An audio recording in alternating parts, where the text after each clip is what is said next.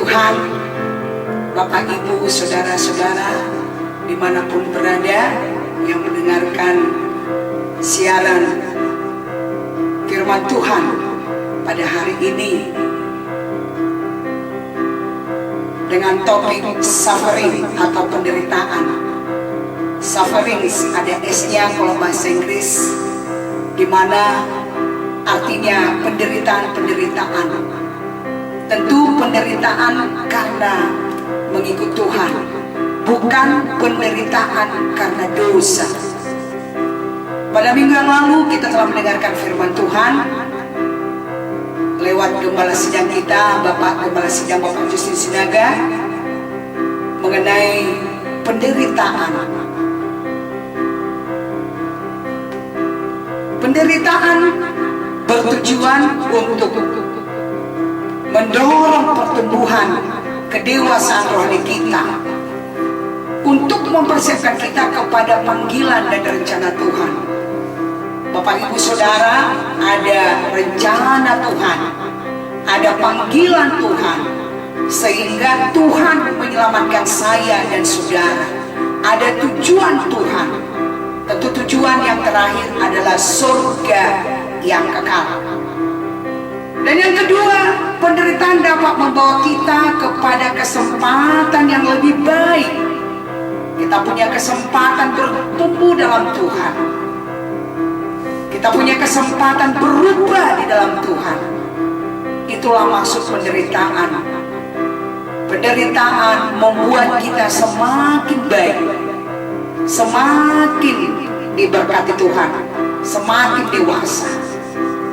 Dan yang ketiga, penderitaan menjadi kesempatan untuk membuktikan integritas kita atau karakter kita, kejujuran kita, ketulusan hati kita, kemurnian hati kita dalam mengikut Tuhan dan melayani Tuhan.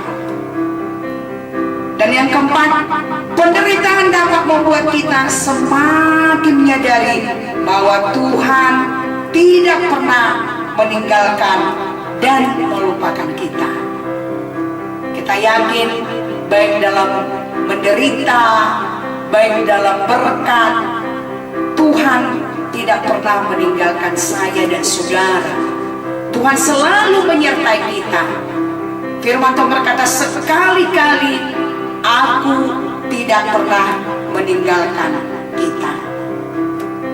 Jadi penderitaan kita tentu karena mengikut Tuhan adalah untuk menguji kemurnian iman kita. Dikatakan dalam 1 Petrus 1 ayat 6-10, bergembiralah akan hal itu, sekalipun sekarang ini kamu seketika harus berduka cita oleh berbagai pencobaan. Berbagai pencobaan. Jadi tidak satu pencobaan. Amin. Berbagai pencobaan. Maksud semua itu ialah untuk membuktikan kemurnian imanmu yang jauh lebih tinggi nilainya daripada emas yang fana. Jadi nilai kemurnian iman kita itu nilainya jauh lebih tinggi daripada emas, dari permata, daripada berlian, daripada segala sesuatu yang kita anggap nilainya tinggi di bumi ini. Yang jauh lebih tinggi nilainya daripada emas yang panah, yang diuji kemurniannya dengan api, sehingga kamu memperoleh puji-pujian dan kemuliaan dan kehormatan pada hari Yesus Kristus menyatakan dirinya. Amin. Sekalipun kamu belum pernah melihat dia, namun kamu mengasihinya, kamu percaya kepada dia, sekalipun kamu sekarang tidak melihatnya. Jadi kita percaya Tuhan kita yang tidak kelihatan.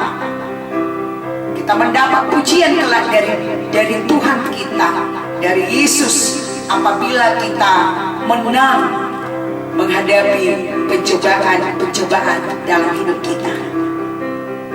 Sekalipun kamu belum pernah melihat Dia, namun kamu mengasihi Dia. Namun kita mengasihi Tuhan, kamu percaya kepada Dia, sekalipun kamu sekarang tidak melihatnya, kamu bergembira karena sukacita yang mulia dan yang tidak terkatakan. Jadi kita percaya Bapak Ibu, setelah kita berjuang di bumi, mengalahkan berbagai penderitaan yang diizinkan Tuhan, selama kita mengikut Tuhan ini, saudara yang kekasih, kita kelak mendapat pujian dari Tuhan dan memperoleh sukacita yang luar biasa. Dikatakan tadi sukacita yang tidak terkatakan. Amin. Karena kamu telah mencapai tujuan imanmu. Jadi itulah tujuan iman kita. Tujuan iman kita yang terutama bukanlah iman tentang perkara-perkara dunia, berkat-berkat dunia, tetapi yang terutama iman kita kalau kita nanti sampai ke surga. Itulah tujuan iman kita yang terakhir. Surga adalah tujuan iman kita yang terakhir. Surga adalah tujuan iman kita yang paling mulia. Surga adalah tujuan hidup kita. Surga adalah milik saya dan saudara. Neraka bukan milik kita. Surga adalah milik saya dan saudara. Karena kamu telah mencapai tujuan imanmu. Jadi itulah tujuan iman kita.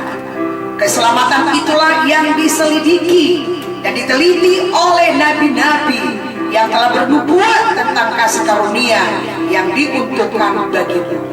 Nabi-nabi meneliti keselamatan yang sudah kita peroleh saat ini. Jangan ragukan keselamatan saudara. Jangan sempat lucut keselamatan saudara. Setan mencoba untuk menggagalkan keselamatan saya dan saudara. Tetapi sepanjang kita setia, kita bergumul, kita berjuang untuk mengalahkan segala penderitaan, suffering dalam hidup kita, maka saya yakin kita akan mencapai tujuan iman kita, yaitu keselamatan jiwa kita. Untuk apa kita memperoleh seluruh dunia ini, seluruh Indonesia, bahkan dunia ini, benua Asia, Afrika, Australia, Asia, Amerika, pulau-pulau yang indah di seluruh bumi, tetapi kita kehilangan keselamatan kita. Mari anak-anak Tuhan, pelayan-pelayan Tuhan, mari kita, di hati kita adalah surga. Pikirkan perkara-perkara di atas, bukan yang di bumi. Kalau surga pun sudah diberikan Tuhan bagi saya dan saudara, apalagi berkat-berkat materi, itu hal yang kecil bagi Tuhan. Asal saya dan saudara percaya. Sebab tidak ada yang mustahil bagi kita yang percaya kepada Tuhan. Miliki iman. Iman artinya percaya walaupun belum kelihatan. Sama seperti kita mengenal Tuhan. Saya yakin banyak di antara kita tidak pernah ketemu Tuhan secara fisik, tetapi kita percaya ada Tuhan. Itulah iman. Miliki iman untuk setiap persoalan-persoalan kita hadapi. Persoalan penyakitkah, persoalan ekonomikah, hubungankah, jodohkah? Mari kita punya iman. Tuhan sudah sediakan yang the best bagi saya dan saudara. Sebab tidak ada yang mustahil bagi Tuhan, dan tidak ada yang mustahil bagi saya yang percaya bagi Tuhan. Mari kita bahas tadi yang saya katakan.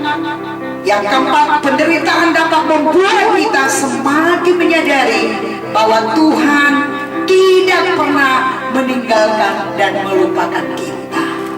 Sekalipun kita bersembunyi di tempat persembunyian yang sangat tersembunyi, Tuhan tidak melupakan kita. Dalam kejadian 39 20-23 menuliskan, saya bacakan bagi kita Bapak Ibu. Lalu Yusuf ditangkap oleh tuannya dan dimasukkan ke dalam penjara tempat tahanan-tahanan raja dikurung. Demikianlah Yusuf dipenjarakan di sana, tetapi Tuhan menyertai Yusuf dan melipatkan kasih setianya kepadanya dan membuat Yusuf kesayangan bagi kepala penjara itu. Sebab itu kepada penjara mempercayakan semua tahanan dalam penjara itu kepada Yusuf, dan segala pekerjaan yang harus dilakukan di situ dialah yang mengurusnya, dan kepada penjara tidak mencampuri segala yang dipercayakannya kepada Yusuf, karena Tuhan menyertai dia dan apa yang dikerjakannya dibuat Tuhan berhasil.